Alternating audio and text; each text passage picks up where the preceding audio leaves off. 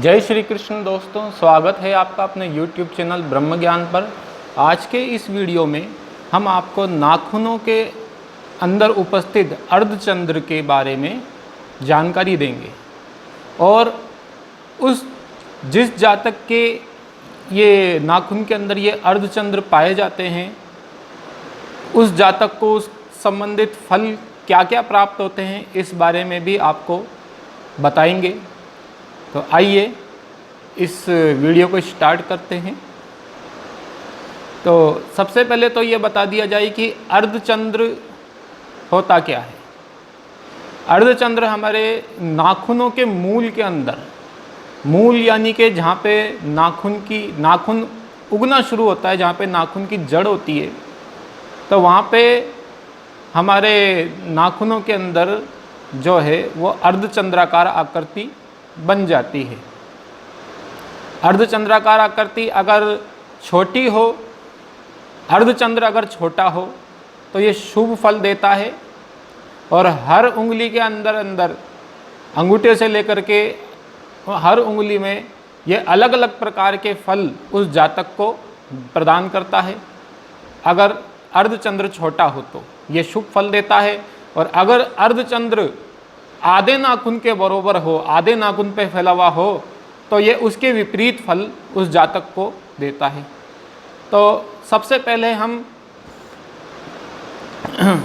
तर्जनी उंगली के बारे में बात करते हैं। यदि तर्जनी उंगली के नाखून के मूल में यानी जड़ के अंदर जब अर्धचंद्राकार आकृति, छोटी अर्धचंद्राकार आकृति पाई जाती है तो इससे उस जातक को राजकीय सेवा में सम्मान प्राप्त होता है, राजकीय सेवा में उन्नति प्राप्त होती है, या फिर जो राजकीय सेवा में नहीं है तो उनको किसी बड़े पद की प्राप्ति हो सकती है। मतलब पदोन्नति के अवसर ये अर्धचंद्राकार जो तर्जनी उंगली का अंदर छोटा अर्धचंद्राकार होता है तर्जनी उंगली के अंदर, ये फल उस जातक के लिए बताता है कि उसको अपने मतलब कार्य क्षेत्र के अंदर पदोन्नति मिल सकती है और शुभ फल उसको प्राप्त हो सकते हैं। इसी प्रकार से तर्जनी उंगली, अब सबसे पहले तो ये तर्जनी उंगली होती कौन सी है?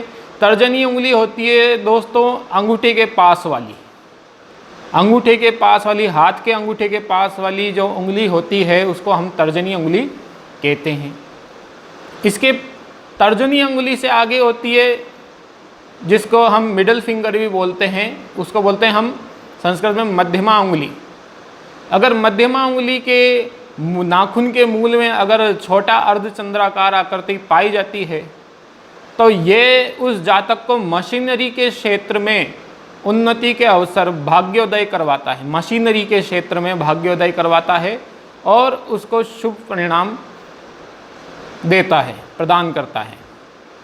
और यदि मध्यमा उंगली के आगे है मध्यमा उंगली के आगे है अनामिका उंगली। अनामिका उंगली के अंदर अगर ये छोटा अर्धचंद्राकार आकृति पाई जाती है तो ये जातक को मान सम्मान में, समाज के अंदर उसके मान सम्मान प्रतिष्ठा में बढ़ोतरी का सूचक माना जाता है।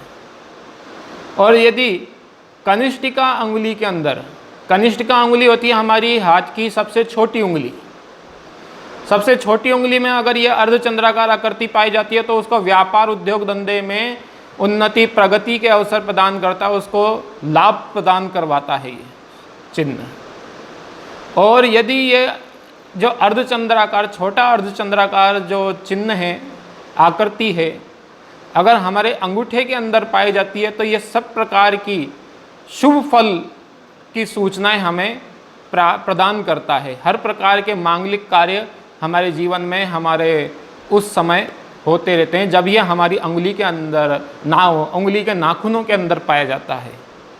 और ये मतलब कभी मिट भी जाता है, ये चिन्ह कभी आता है और कभी चला भी जाता है। तो इस प्रकार से ये जो सारी चीज़ें हैं, सारी जो शुभ फल मैंने आपको बताए हैं, ये जब तक हमारी अंगुली के मूल में ये छोटी अर्धचंद्राकार आकृति रहेगी वो शुभ फल आपको उस समय तक मिलता रहेगा।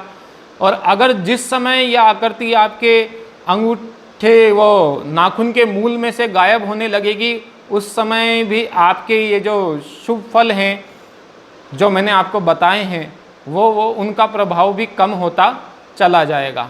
और इसके विपरीत अगर यह तो हुई बात छोटे अर्धचंद्राकार आकृति की, इसके विपरीत अगर आपके उंगली के मूल में बड़ी अर्धचंद्राकार आकृति हो, बड़ी अर्धचंद्राकार आकृति कितनी कि जिसने आपके पूरे आधे नाखून को ढक लिया हो, ऐसी चंद्राकार आकृति जिसने आपके आधे नाखून को ढक लिया हो, वो जो चंद्राकार आकृति है बड़ी, वो उसका ठीक विपरीत फल आपको प्रदान करेगी। इसलिए बड़ी अर्धचंद्राकार आकृति विपरीत फल प्रदान करने वाली होती है।